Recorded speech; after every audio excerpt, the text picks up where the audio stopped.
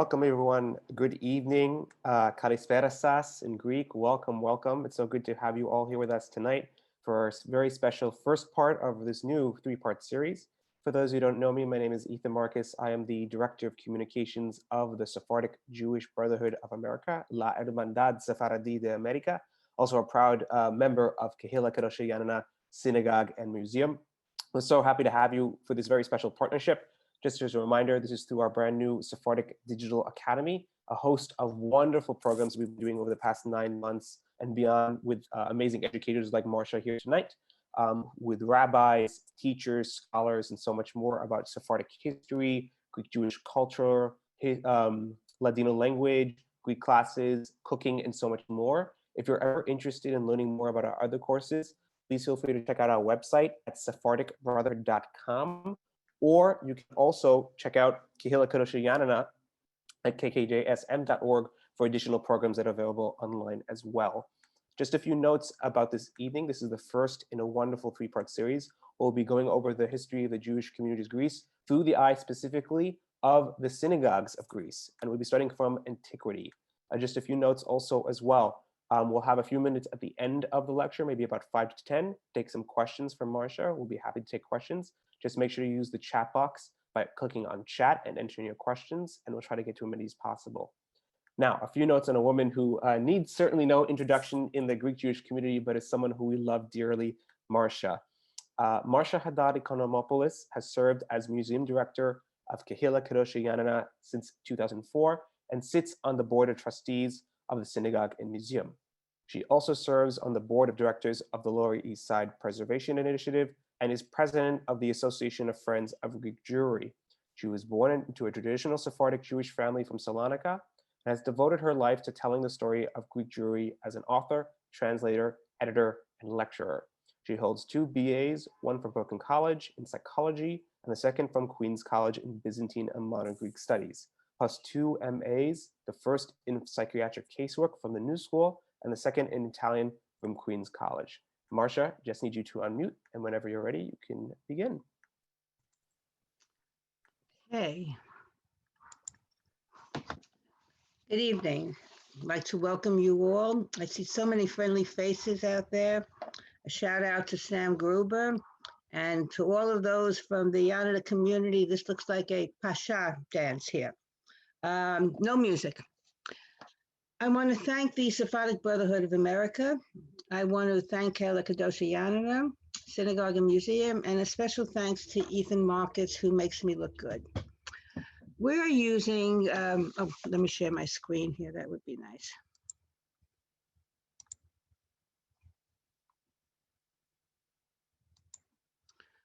Okay, give me 1 second here.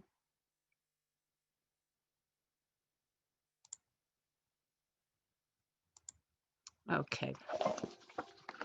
We're using the map of Greece, modern Greece, and although the map has changed throughout the centuries, we will avoid politics and only discuss those synagogues that are now within these borders and synagogues that no longer exist but would have been within these present borders.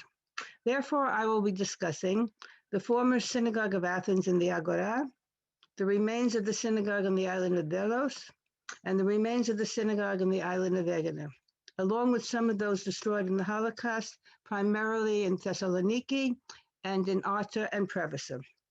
I will be discussing other synagogues in the other lectures, so if you don't see your precious synagogue here, it'll be there. We're going to open the doors of these synagogues, and as we walk in, we'll examine the communities that worship there, their customs, traditions, and everyday life. As they no longer exist as houses of worship, we will discuss their demise.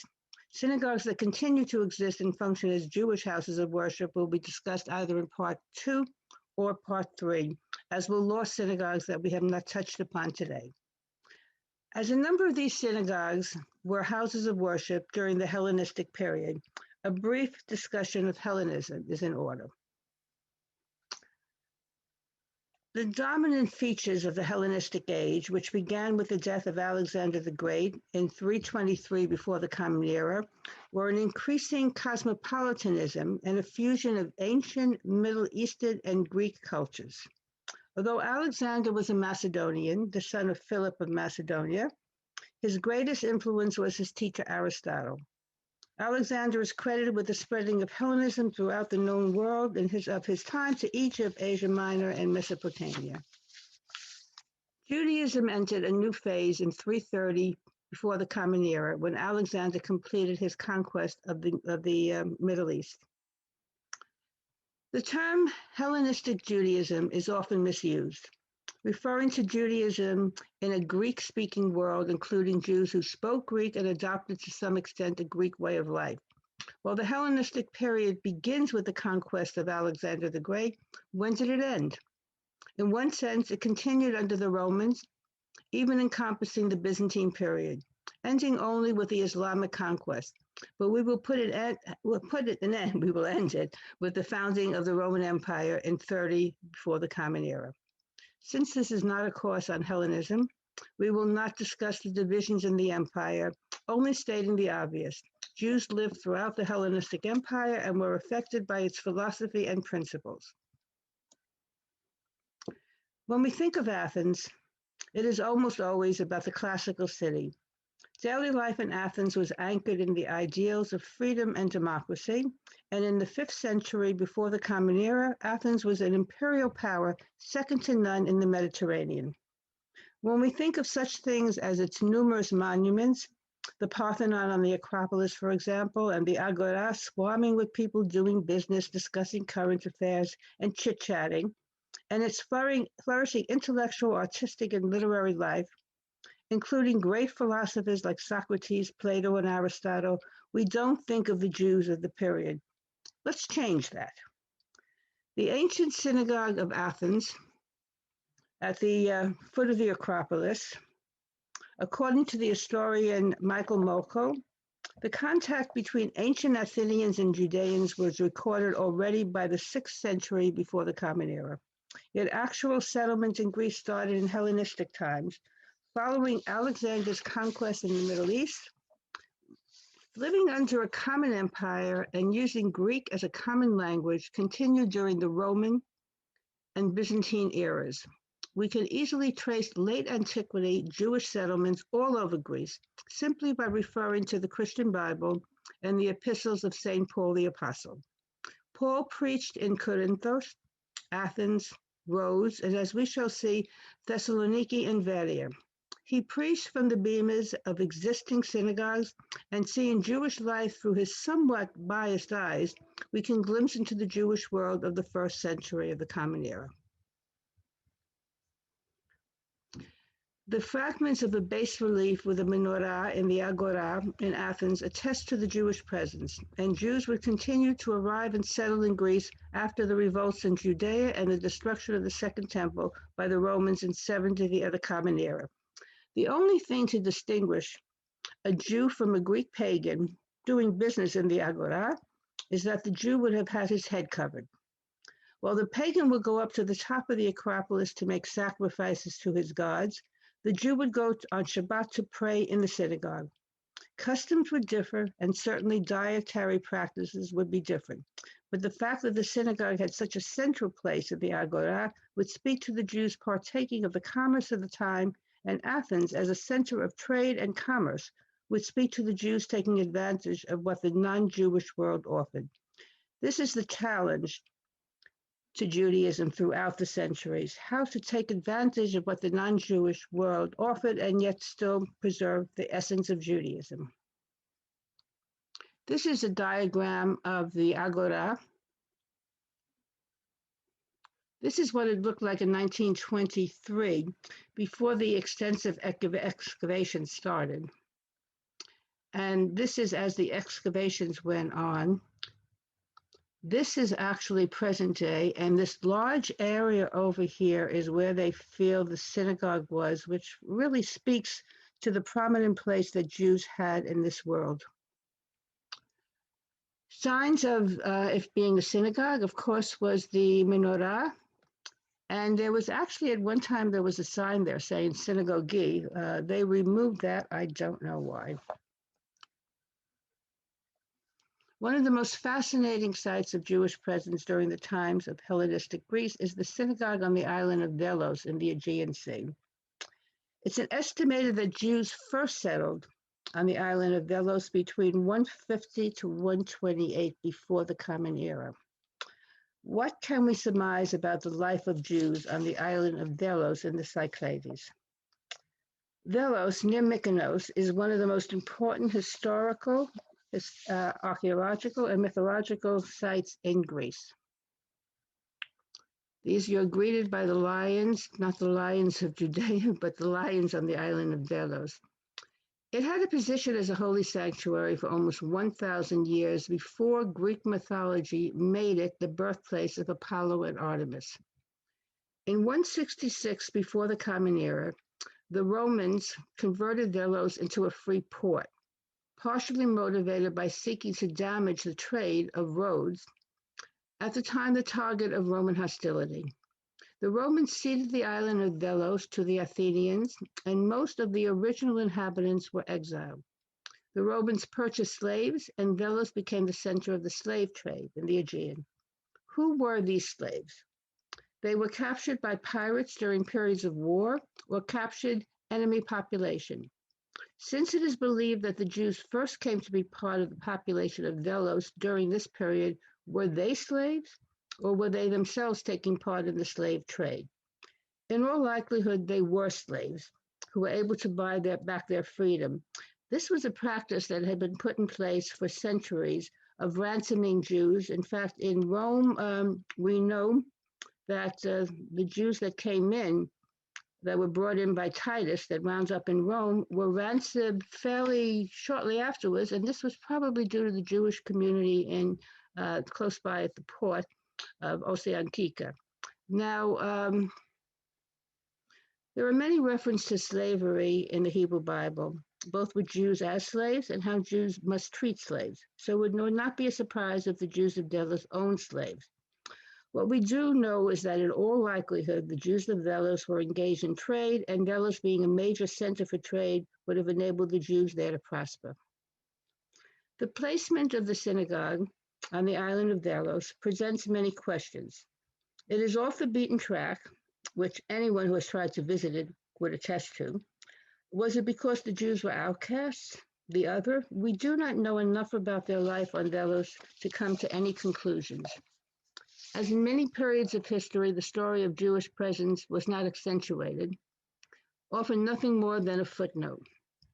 While Delos prospered until 88 to 89 before the Common Era, there were many attempts at invasions, and Delos went into a decline. There was a population on the island until the 8th century of the Common Era, and that's when the island was abandoned. How long did the Jews continue to live on the island, and where did they go when they left? In all likelihood, the Jews left the island around 128 before the Common Era and settled in Athens. What were the practices of the Jews of Delos? How did they practice their religion? The synagogue is located on the eastern side of the island, facing the sea, and most representative remnants of the synagogue is the chair of the prophet Eliyahu HaNavi. Get that slide back. Which would attest to their practice of the covenants of circumcision. The synagogue itself consisted of 2 large rooms containing a throne, the chair for the prophet Eliyahu HaNavi, and multiple marble benches, as well as smaller rooms which allowed access to a reservoir, or it could have been a mikveh. The large hall facing the east, it is not known whether the Jews of Delos had a written Torah, although from the Babylonian captivity in the 6th century before the Common Era, it is believed that a written Torah existed. In all likelihood, the Jews of Delos followed an oral Torah, passed down from generation to generation. Looking at 2 prominent Jewish figures of the Hellenistic period, we can learn about Jewish practices of the time.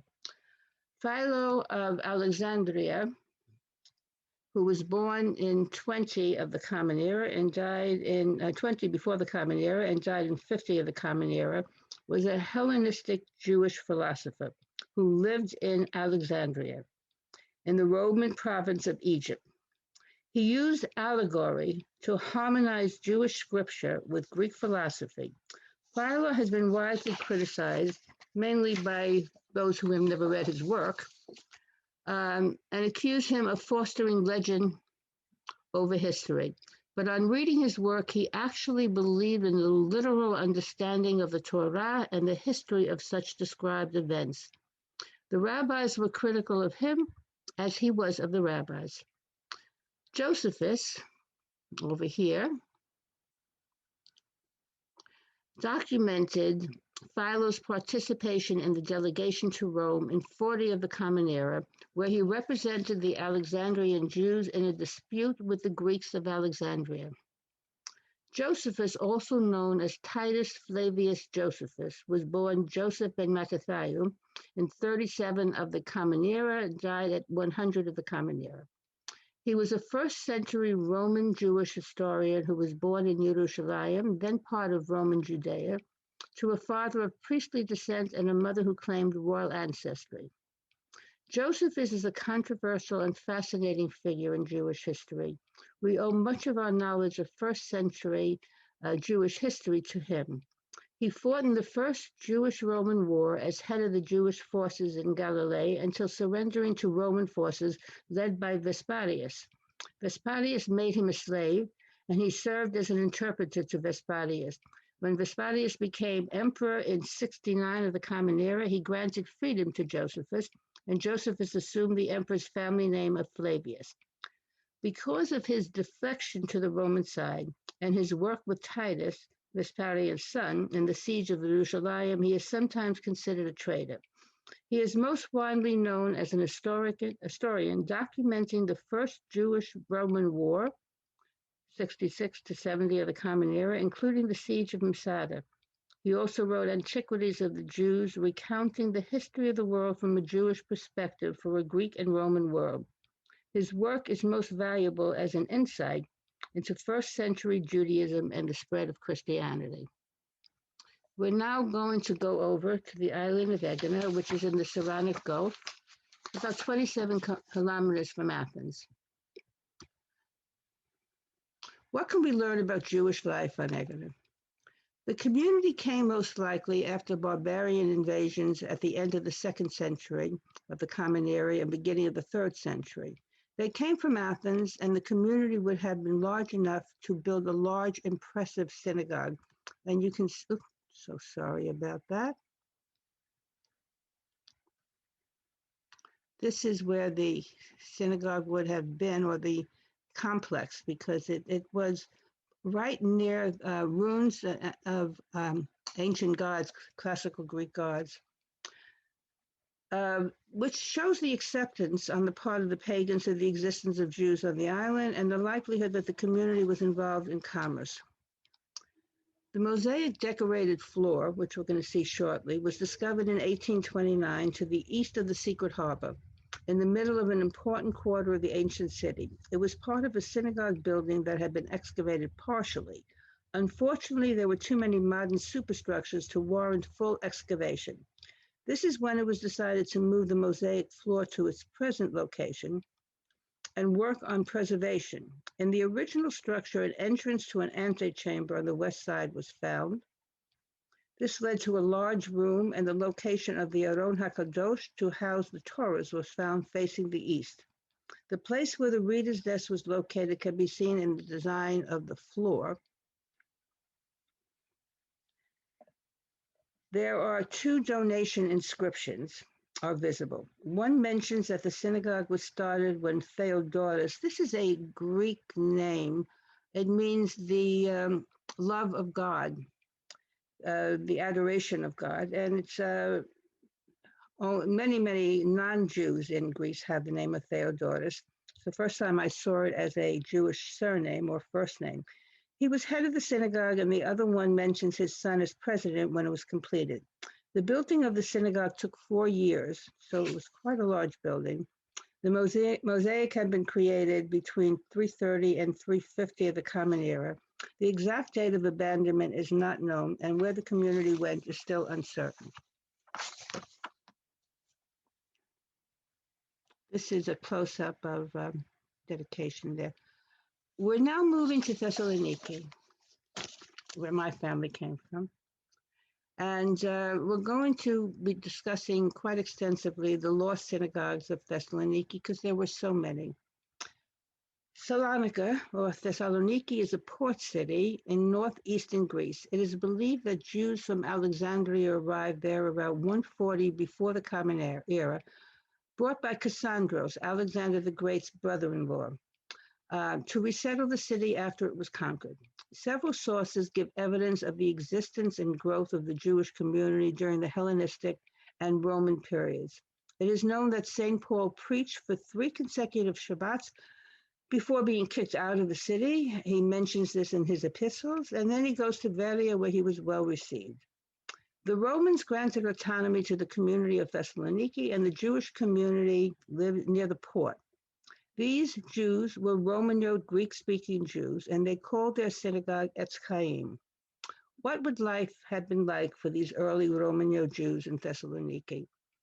This is the vast necropolis, the former cemetery in Thessaloniki, shortly before its destruction in World War II. There has been an estimated over 400,000 tombstones in the cemetery, but to date, well, they're not going to find any more to date since it's not there anymore, but there were none that were found from the Romano community. There were those that were found dating from after 1492. This is an example of what a Greek Bible would look like, written in Greek characters, and this is actually Byzantine Greek. And an example of what Jews of this period would have looked like. This is actually from Dura Europos, which was a 3rd century synagogue find in what is now Syria. But Jews probably back in Thessaloniki in the 1st, 2nd, and 3rd century would have looked like their fellow Jews in Syria. This is an interesting juxtaposition here. This here shows you where the Jewish synagogues in Salonika were before the fire, and you see the Frankish quarter here, the Turkish quarter, the Greek quarter. And this is the actual part that was damaged by fire, so certainly a good deal of it was Jewish, but not all. These are plaques that are now in the present new synagogue that was established after the war in Salonika, and it lists all the synagogues that were destroyed in the fire, most of which was subsequently redestroyed during the Holocaust. If any of you want copies of these plaques, do email me. You can see here Etz Chaim dating back to the 1st century, the Ashkenazi synagogue dating from 1376, the synagogue from Provencia in Provence in 1394, and then there are a number of other Sephardic synagogues from 1492 on. These are also some Sephardic, and then afterwards there are a number of Italian synagogues where Jews that were suffering expulsion in Italy came to settle in Salonika. And these are synagogues from Portugal because there were Jews that were converted Jews that when they came out chose to go to Salonika. In fact, my aunt's sister, Jose Herrera, came into Salonika in 1545 from Portugal, from Lisbon. These again, some more Italian synagogues. There are also some family synagogues that we see here. There's one from the Hasid family, from the Chiseno family, one from the Herrera family, although I don't think my family had enough money to build a synagogue. Again, some more here from Carasso, Safati, Ezrati, and Modiano. And at the very bottom, you can see the Monasteriton synagogue, which was built in 1926. Again, these are some mostly schools, not necessarily synagogues, but schools. They were also destroyed. This is an example over here.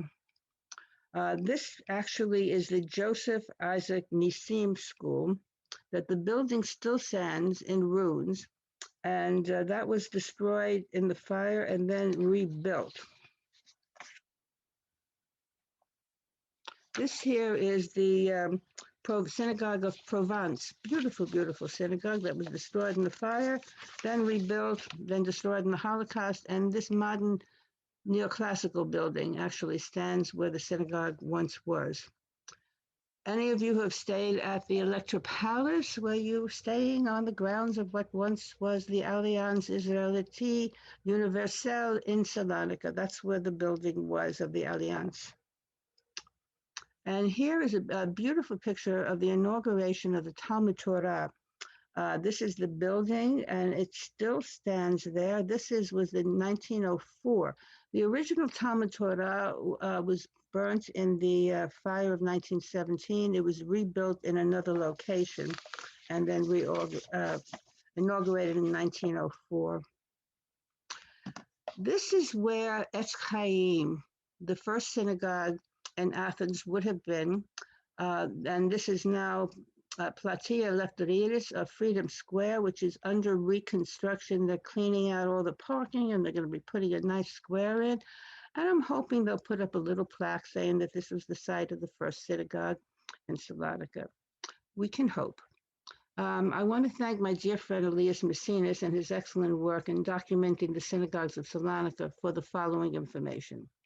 The poet Samuel Uskis named Salonika the mother of Israel in 1515. Up until its almost complete destruction in the Holocaust, Salonika, or Thessaloniki, was one of the most important Sephardi centers. Salonika's synagogues date from two broad time periods: antiquity and the period before and after the expulsion of the Jews from Spain. The Roman Road Synagogue at Etz Chaim is thought to be located where St. Paul preached Christianity to the city in the first century. That location is thought to be where Platia Lefteridis now stands. According to most historians, synagogues were established in the 14th century by Jews from German lands, the Ashkenazim, and France, Provence, and in the early 15th century by Italian Jews, and then after 1492 by Jews expelled from Spain. Thessaloniki was plagued by devastating fires throughout the centuries, and these synagogues were destroyed, most of them rebuilt, often at different locations. Prior to the granting of equality among religious millets, this here is actually a precious photo designating the millets in Salonika during the Ottoman Turkish period. And where you see many of these marks here, these were where synagogues were. The millets were established by the Ottoman Turks to collect taxes because non-Muslims, non-Turks paid an additional head tax. So the one who was responsible for collecting it would be the chief rabbi, and we really never had that designation throughout our history. It became a problem for Jews. For the Christians, it was fairly easy. It would be the head of the church, whether it be the local archbishop for either the Armenian or the Greek Orthodox Church. And this is a picture that shows you what Ottoman Salonika looked like. Prior to the granting of equality among religious millets in the Ottoman Empire in 1839 and 1856, the synagogues of Salonika were barely visible, so as not to be conspicuous. This was common throughout much of Europe before the emancipation, so as not to call attention to the structures and possible vandalism. After 1839, and after the fires of 1890, 1898, and 1917, renowned architects were commissioned to build imposing synagogues in the eclectic style of the period with Moorish, Assyrian, Byzantine, Renaissance, and Baroque influences. These, I'm sorry if this one is not too clear. This is actually the floor plan of the Bet Shaul synagogue, named after Shaul Modiano, a very, very wealthy family. This is the floor plan for the Monasteri Ton synagogue, which was built in 1926. The Bet Shaul was built in 1898, and it was designed by the Salonika-based Italian architect, Vitaliano Poselli, and the Monasteri synagogue was built in 1927, designed by the local Jewish architect Eli Levy. The fire of 1917 destroyed most of the city center, leaving, this is what the Monasteri synagogue looks like now. These are pictures from the fire, and I really have to thank the municipality of Salonika and also my friend Bob Bedford, who has a fantastic collection of these pre-1917 photos. I owe my existence to the fire of 1917 because if my grandfather had not been left homeless and had not left and gone to Haifa, I wouldn't be here now. The fire of 1917 devastated the city center, leaving 56,000 Jews homeless, destroying 32 synagogues, 17 public and 65 private prayer rooms, the Midrashim, containing 450 Torah scrolls. It also destroyed the chief rabbinate, the 5 schools of the Alliance Israelite Universelle, 10 rabbinical libraries, 5 religious schools, the yeshivot, and 1 seminary. Most were reestablished in new locations. By 1919, 53 synagogues and midrashim were already in use. Although in new locations, they retained their historic names and traditions of their predecessors. You can see the devastation of the fire here and here. And this picture on the right was the cemetery before the fire, and this is a picture of the cemetery just before World War II, actually during World War II. The lifestyle of the Jews of Salonika, it was a diverse community. Jews cut across all these socioeconomic levels. There were wealthy Jewish families like the Alatini and the Modiano. There were poor Jews that, like my grandfather, who was a Hamali at the port. There were middle-class Jews that had shops, that were tradesmen. Here you can see a style of living that they brought with them from Spain. This is called a cortijo. It's a courtyard. And they built their houses around the courtyard, so they had communal interaction in the courtyard. Sometimes these courtyards were also used for trades. So these men are all working, they're involved in the tanning of leather, and they built their cotito around so they could actually breathe fresh air while the tanning was going on the outskirts. Some scenes, these are before World War II. This is in the 1920s, after the fire. This is a man who made his living, a Salonika Jew who made his living shining shoes. This is typical shops of some of the middle-class Jews. The cinema for the more wealthy Jews, and this is the actual flour mill, Alatini, which was the biggest in the East, and this is a picture from 1914. The ruins of the flour mill can still be seen in Salonika. The colorful costumes of the Salonikese Jews were often found on the backs of postcards, and the pictures of the ports were always fascinated everyone. This is one of my favorite here, with the horse-drawn carts going along the port. And this one here also. The port was closed on Saturday because the workers there were all Jewish, and to honor the Shabbat, none of them would work, so the port was closed. The language that was spoken on the port by both Jews and non-Jews was Judeo-Spanish. This is a delightful picture in front of the White Tower of cafes that were there, where people would go out and they'd sit at the cafes right along the water, because the tower was right along the water. Again, different trades. This is a man selling his textiles. He would carry them on his back. This is the lighter of an oil lamp in the city. Even the young boys work. They're selling newspapers. There were newspapers in the Jewish community that were printed in French because of the number of Jews that learned their French at the Alliance. There were those that were printed in Judeo-Spanish or Ladino. There were later on Greek newspapers, and the young boys made their living, early living, selling newspapers, not very different from on the Lower East Side, where young boys would pick up some money by doing the same. Again, some pictures of Salonika. You know, the winding streets of the city were lost when they set in the French-styled modern city floor plan. There are still areas in the city where you can see some of the narrow streets, the cobblestone streets. We're going to move to roads now. Get a little sun. Roads is mentioned in Genesis. The son of Yvonne, the grandson of Noah, was named Dodanim. And Jews lived on the island during the Hellenistic period, although if you speak to Rodislis, they say they date their ancestry back to Genesis. St. Paul visited the island in his travels. It's believed that the community he preached to lived in Lindos. This is what you're greeted if you haven't been to Rhodes. In the port of Rhodes, you see these iconic deer on the columns there. This is where the Colossus of Rhodes supposedly was. It's no longer in existence. Lindos at the port of St. Paul, named after St. Paul, because it's believed this is where he preached.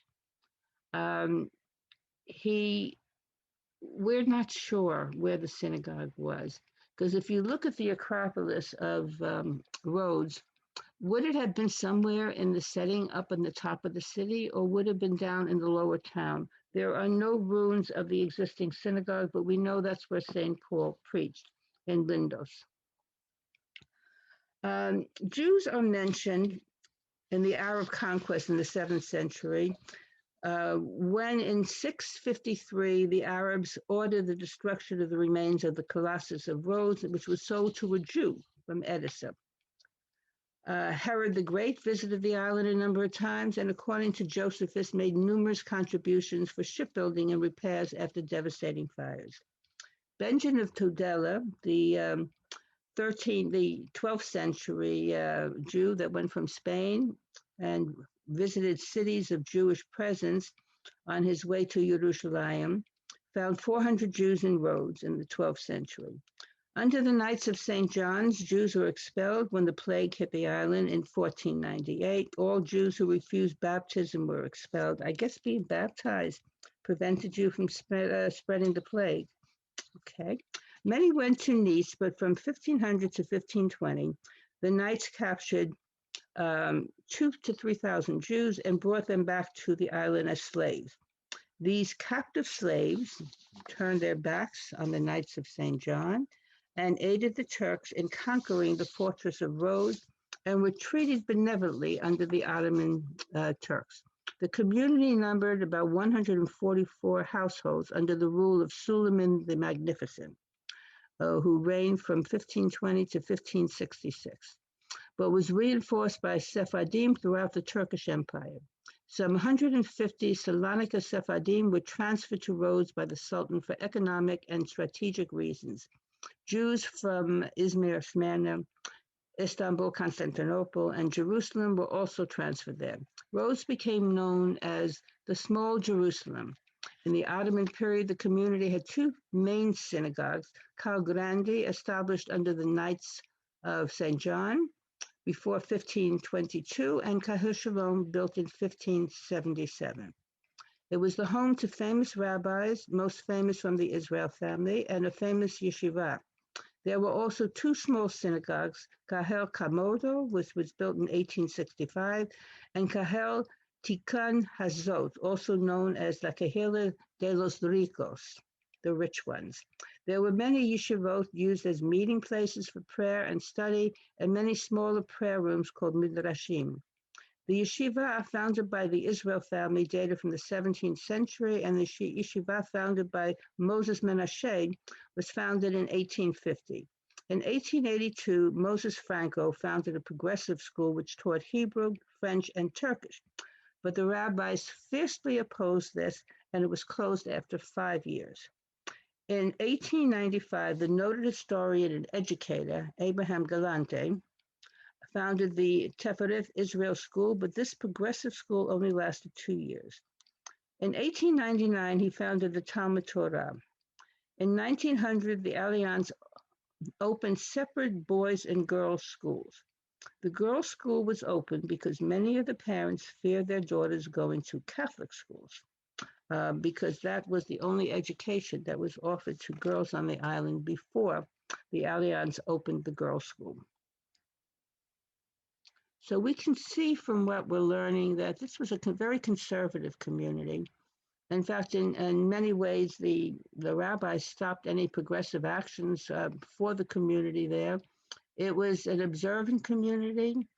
There were numbers of responses that were sent to Constantinople. For instance, one regarding whether you could eat swordfish, because swordfish during its life at one period has scales and another period doesn't. By the way, the rabbis in Constantinople ruled that the islanders could eat swordfish if it had scales on it. Now, there was also a response where they went to Constantinople about grape leaves, because there were many insects found on grape leaves, and there were those in the community that felt that they shouldn't be able to eat them, and this would have been a tragedy. How could you not have grape leaves to stuff? The rabbis in the Bet Din in Constantinople ruled that with proper washing, they could eat the grape leaves. I have to give thanks to Aaron Hassan for the work that he has done in Rhodes, not only in documenting, his website is excellent, you can access that.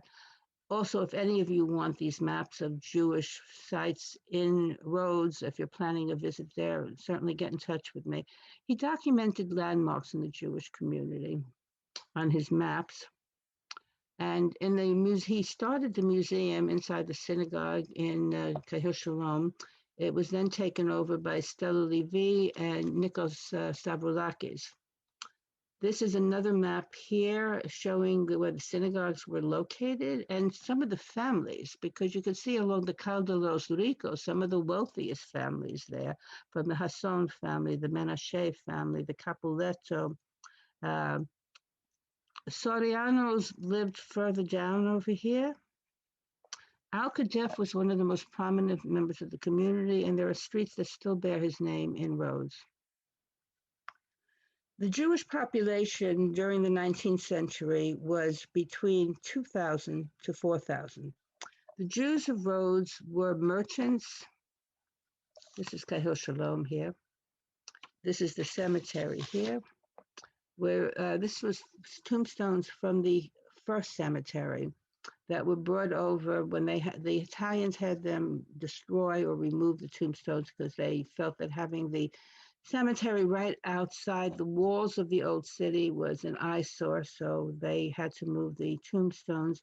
And when the Holocaust set in, many of the old women said they were being punished for removing the tombstones of their ancestors. The Jews of Rhodes were merchants, manufacturers of arms, money changers, and physicians. The middle class were craftsmen, carpenters, tanners, goldsmiths, and bookbinders. There were also those involved in the making of wine, silk clothing, and woven cloth. The rest were small shopkeepers and artisans, vendors, and fishermen. The Mazor Sepharad was used by all. Parts of prayer and piyutim were recited in Ladino. Before marriage, the dowry was assessed and inscribed in a registry and then inscribed on the ketubah. The dowry was exhibited on carts in the Jewish quarter, the Judaea, and the Shabbat after the marriage, the groom was called to the teva and recited Abraham's order to his servant to find a bride for his son Isaac in Mesopotamia. Those who recovered from severe illness would offer a sacrifice, a cow or a sheep, whose blood the shochet would smear on the doorpost and the door. In 1912, after the Balkan Wars, Rhodes and other islands in the Dodecanese were ceded to Italy. Italian Jews began to settle on the island, and the Italian Rabbinical Seminary was founded, Collegio Rabbinico. It was closed in 1938 before the fascist racial laws were enforced. World War II and the Holocaust will be discussed in a future lecture along with the present Jewish community. These are some artifacts from the museum, and these were to serve sweets, and very often the prospective bride would serve them to her groom's family to show her skills. This is a beautiful Megillah Esther from the museum in Rhodes. And of course, the shoes to wear at the mikveh. In Rhodes, there was not, of course, it's a hot island. There was no running water for a mikveh. So the Jewish women would go to the closest Turkish hammam, Turkish baths, and there was a section there just for the Jewish women to take their ritual bath. We're now going to move on to some Romano communities in Arter and Preveza. This is the famous Bridge of Arter, which is an icon in the city. Arter was a major center of Romano presence and had a close relationship with the nearby Romano communities in Epidus, Yanada, and Preveza. The Jewish presence, there's no historical documentation previous to the Ottoman conquest in the 15th century. The Jewish community seems to have been well established by the time of the Ottoman takeover. The indigenous Romano community was often in dispute with the newcomers. Who were the newcomers? The Sicilians and the Apulian and the Sephardic, who entered the community in the late 15th century.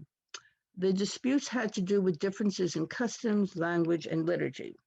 Many marriages were arranged with the Jews of Yanada, as can be seen by shared surnames, Baruch and Gani, both names of Hebrew derivation, as well as with Jews from Corfu, with surnames like Vital, Dentis, and Mizan. The Jews of Arter engaged in commerce and were involved in the agriculture of the area. Although Arter became part of modern Greece in 1881, the Jewish community was not recognized under Greek law until 1918.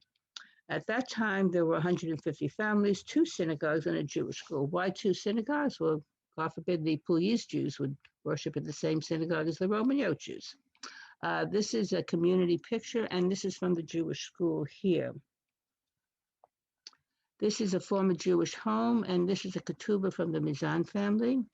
This is an overview of the Jewish part of Arter. The synagogue before the bombing, the synagogue after the bombing when it lost its roof.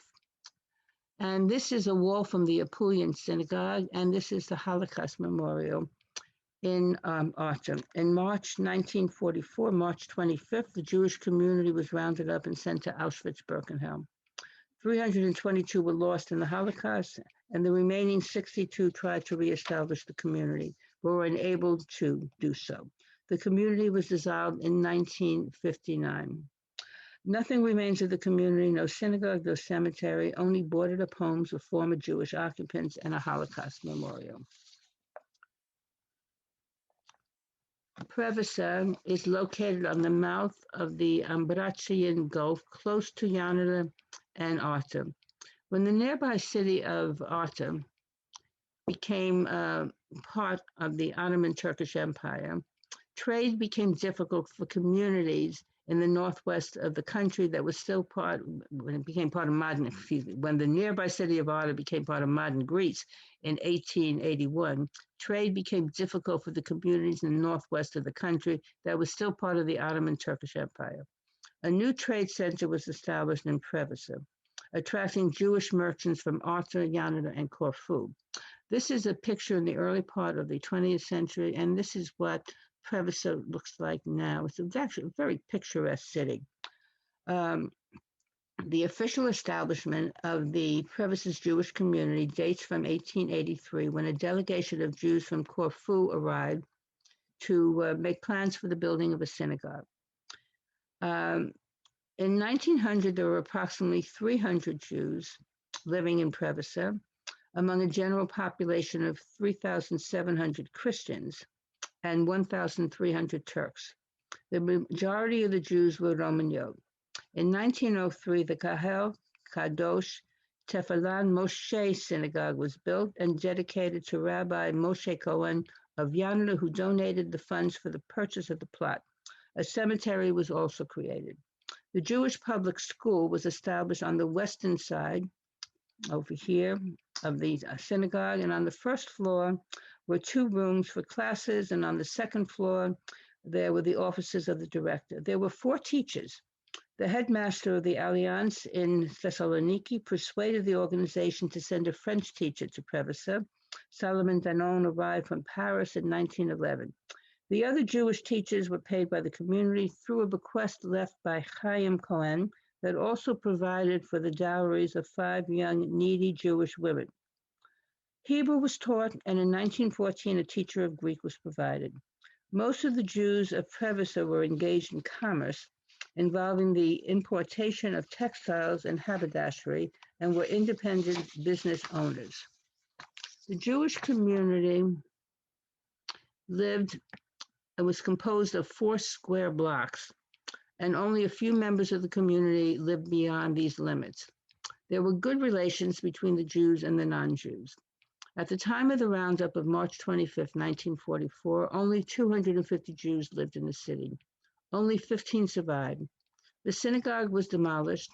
Today, the telephone company stands on the site where the synagogue once stood, and the cemetery does not exist anymore. This is a plaque from the former synagogue here, and this is the door of a house that was owned by the Cohen family.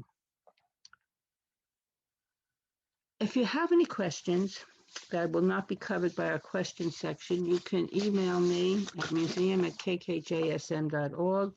You can access our excellent website. Thank you, Ethan, for our excellent website. And when we do open, you can visit us at 280 Broome Street. I want to thank you all very much. Do you want me to not share my screen now? You can leave it up for a few minutes if people want Okay. to just jot down the website and the email. But thank you so much, Marcia, for a wonderful first lecture. As I mentioned before, if you have any questions, please enter them into the chat. I also want to take a moment to remind everybody that this lecture was graciously sponsored by Mizrahi Realty and Sion Mizrahi, a dear friend to our community. Thank you so much to them, and we do rely on your support. So if you're ever interested in sponsoring a future lecture or your series, anybody else in the community, please feel free to reach out to us. You can email us at museum@kkjsm.org over here, as well as at info@sephardicbrotherhood.com to find out more about sponsorships. We see a few questions in the chat already. We'll jump right into it. We know what caused the fire in Salonika? Okay, the fire, according to oral history, was started in the upper city in Annapolis, and it was started by it was during the hot summer in August of 1917. And it seemed that a refugee family up there was preparing eggplant, and the oil splattered and set a fire that the winds coming in went straight down through the center of the city. It was not arson. It wasn't an anti-Semitic act. There were many non-Jews that were affected by the fire also. Fires were very, very common in the Ottoman Turkish Empire. Repeatedly, most of the houses were made of wood. Most of the houses were very close together, but it was devastating. Another question here. Do we know if any of the synagogues that might have existed in Castoria? Yes, I'm going to be covering that in another lecture, but definitely there was the Aragon Synagogue, which was the main one in Castoria, and I will discuss that when I get to Castoria. I would never leave Castoria out. Another question here. What kind of communications or maybe design features were common among the synagogues of Greece, both in the lower part of Greece and the upper part of Greece as it developed over time? Okay, there really weren't common factors. First of all, synagogues were built with what was available in natural resources. For instance, in Yanina, there was a great deal of use of marble, which doesn't mean the community was very affluent. Marble was very available. Up in the north, many were wooden synagogues that were built up there. Designs really had to do with traditions of the community, but would change. For instance, the Monasteritan synagogue has a very strange layout for a traditional Orthodox Sephardic community. It looks more like a Reform synagogue with the merging of the Echal and the Teva together. So that's very unusual. The one thing that is common in all synagogues is the separation of men and women, usually in an upper gallery, but sometimes just in separate sections. But that was a standard. Women were separate from men. Another question here. In the late 1800s, Jews from Yanina married others from Preveza, as exampled by Ray Dalvin's book and her being born in Preveza. What was the mode of transportation to allow communication amongst the different communities? Horse and cart. Getting from one place to another. For instance, you have the Pindos mountain range, which was like a natural barrier between Sephardic communities in the east and Romano communities in the west. At one time, it would take days to go from Thessaloniki to Yanina. Now it takes about 3 hours, but even I remember at the beginning of when I first started to travel, it would take 7 to 8 hours to go that way. Marriages were arranged not necessarily with the couples ever meeting each other. Sometimes they were just related to each other, and their parents would arrange the marriage. We had here in the United States the first Jew that came over from Yanina, Zakaria Yemtab. They had someone stand in for him in Yanina when he married his wife, Mazoto Moises. So he wasn't even present at the wedding. So I'm sure many of these marriages were arranged, and the couple probably never met each other until they got together afterwards. A bit off the topic of synagogues, but I think still a relevant question. What explains the difference between the faiths of the Jews of Greece during the Holocaust and the Jews of Bulgaria during the Holocaust? Fate. That's what, okay. Talking about Bulgaria, you're touching upon a very sensitive subject with me, those of you who know me, because in the Bulgarian zone of occupation in Greece, in Thrakis communities like Drama and Kavala and Santhi, Jews were rounded up by the Bulgarians and handed over to the Germans. In Bulgaria, it's still a dispute about how the Jews of Bulgaria were quote unquote saved. There were those that were separated, removed from their homes. Cities were made Judean, free of Jews. They were literally imprisoned. And then when it was time to deport them, the deportations did not go through. But it did not prevent the deportations that went through from Bulgarian zones of occupation in Greece. There are so many variables that come in. I like to compare, forget about Bulgaria and Greece. I like to compare Italy and Greece. You had the size of the communities were fairly similar, and yet Greece lost 87% of its Jews, where Italy technically saved 85% of their Jews, although it's disputable because there were many that converted to Christianity and were lost to Judaism, and there were many that left when the racial laws set in. Why? What the difference? You had a country that was a close ally of Hitler. You had a country where the church did nothing, and I'm talking about Italy now.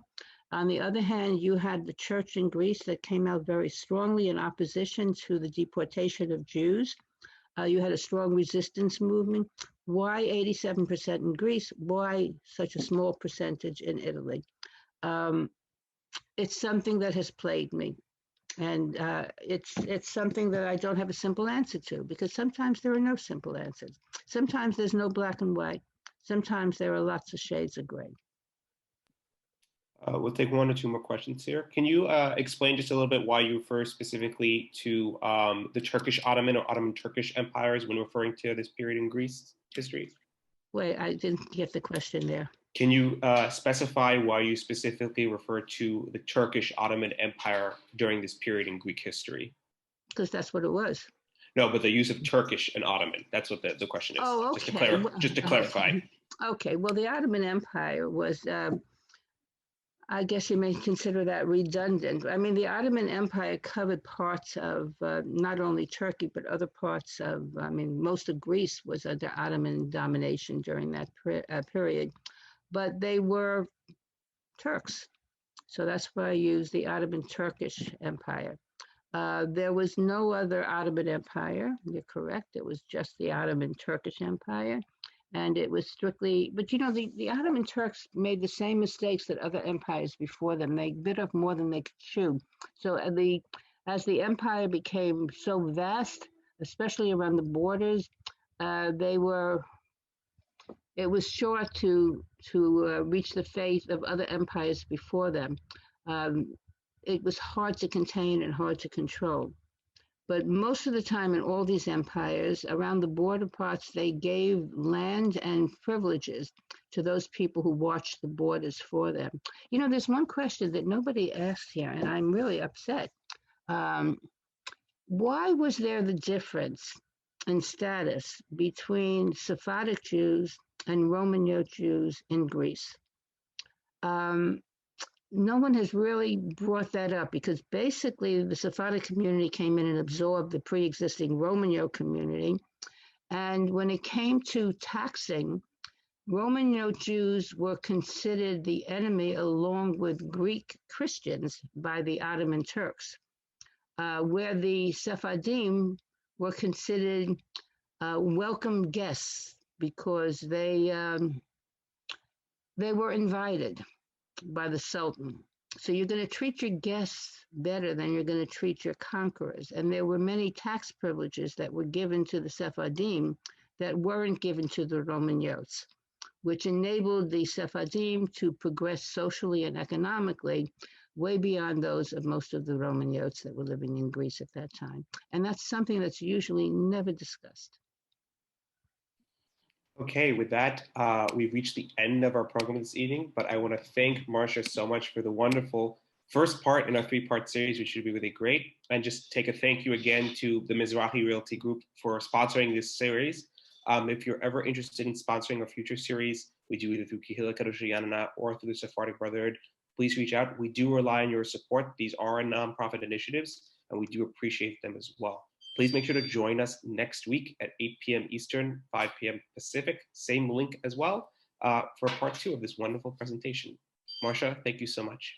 Thank you, Ethan. Thank you for everything you do. Appreciate it.